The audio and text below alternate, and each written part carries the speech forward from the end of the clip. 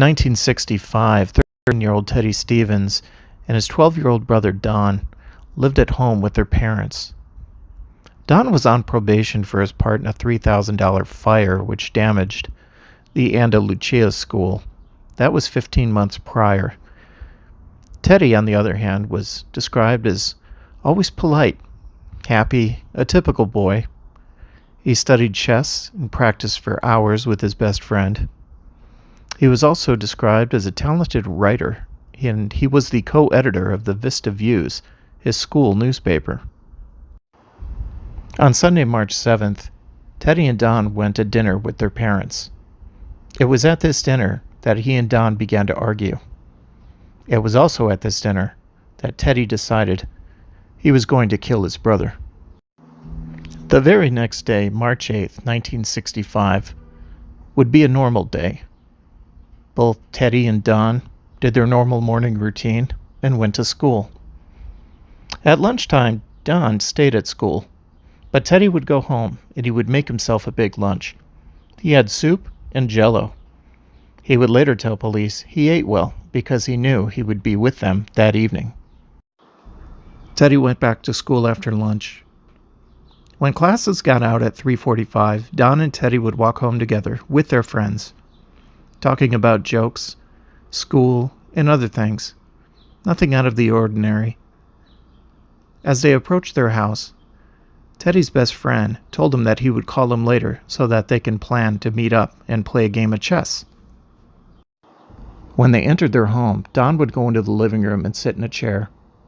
Teddy went to the kitchen where he would grab a plastic handle steak knife. He walked over and approached Don, standing over him, and he told him, "I'm sick of your playing around, making the dog bite you. I'm going to kill you." He thought he was joking at first, but once he got stabbed, Don realized that he was serious. He tried to struggle with Teddy as Teddy kept stabbing him. Don would fall onto his back. Teddy got on top of him and stabbed him repeatedly. Teddy would get up and pull Don from the living room into the kitchen. He would later say he did this so that he wouldn't get blood on the carpet. Don would ask his brother to help him. Teddy said, "I'm sorry, but the ambulance would cost money, and you're going to die anyway." Teddy called police at 4:20. While talking to the police, he would put the phone down, check on his brother, and pick the receiver back up where he told the person on the other line, "Yep, he's dead all right. Don't bother sending an ambulance." He was shaken while he was talking to the police, so much so he actually had to go outside to look at the address of the home he lived because he couldn't remember. When police arrived, he was still on the phone with them.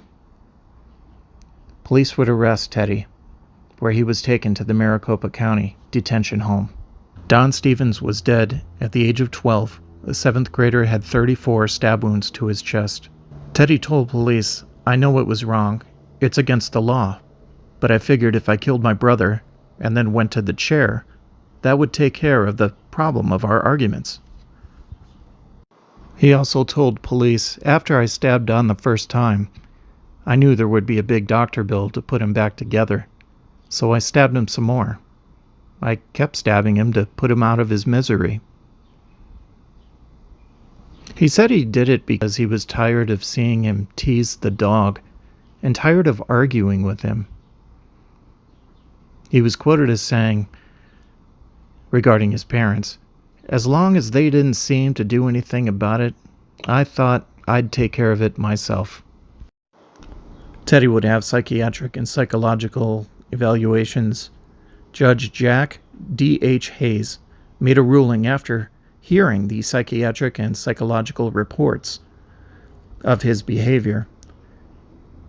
Teddy was ruled to be psychotic, and he was confined for treatment by the State Board of Institutions.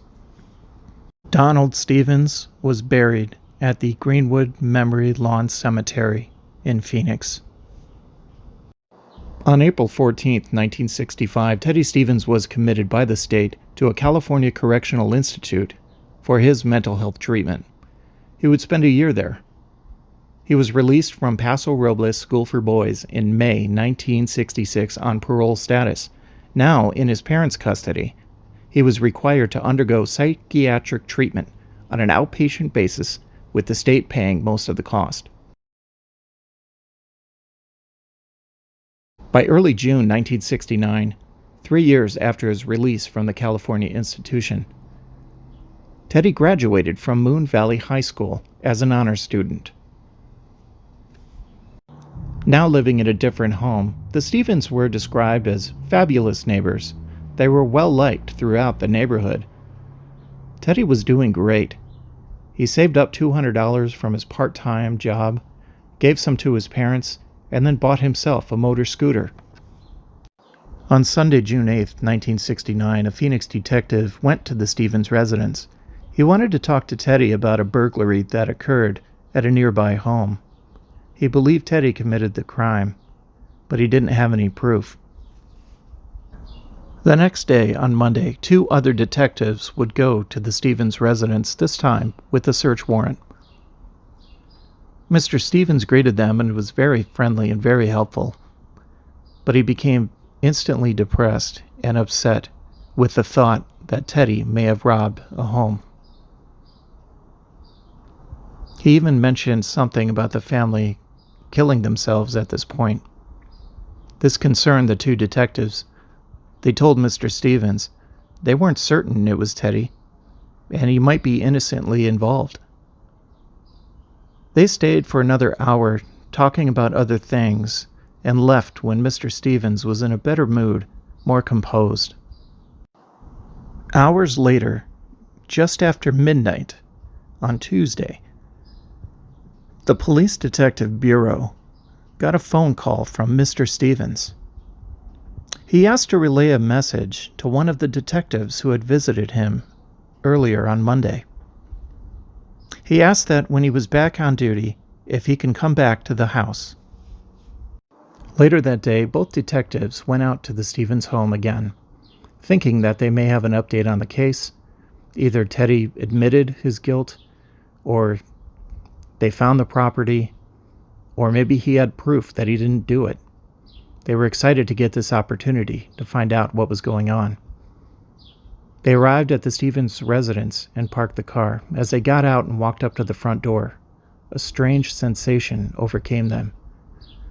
Stuck to the door was one of their business cards that they had given Mr. Stevens the previous day. On the card was a note that asked them to enter and not be surprised at what they'd find. "I told you so," it said. The door was unlocked. On the dining room table, they found insurance policies with a last will and testament and a suicide note that was signed by Mr. Stevens, Mrs. Stevens, and Teddy. As they searched the house, they found Mr. Stevens, Mrs. Stevens, and Teddy in separate rooms, each in bed, dead from a bullet wound to the chest. A rifle was next to Mr. Stevens' body. Written by Mr. Stevens, the will explained that Teddy admitted to the burglary. The family felt the end of the world had come. It also asked them to return the stolen items to the owners, which were located in the garage, with their sincere regrets. The note also stated, "This is the only way out." 2 guns were found in the garage that belonged to a Phoenix police officer who lived nearby, and he didn't even know that they were missing. George Stevens was 56 years old. Mary Beth Stevens was 54. And Teddy Stevens was 18 years old. They are buried at the Greenwood Memory Lawn Cemetery in Phoenix, along with Donald Stevens.